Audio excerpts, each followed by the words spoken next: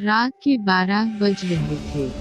बाहर तेज हवा चल रही थी और रिया अपने कमरे में अकेली बैठी थी। उसने ड्रेसिंग टेबल के आईने में झांका तो अपना अक्स देखा, मगर कुछ अजीब था। अक्स उसकी तरफ बैठा नहीं, बल्कि हल्का सा मुस्कुरा रहा था।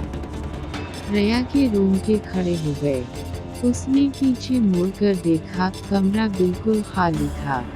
जब उसने दोबारा आईने की तरफ देखा, अक्स के साथ एक और आंख नजर आई, जो उसकी नहीं थी।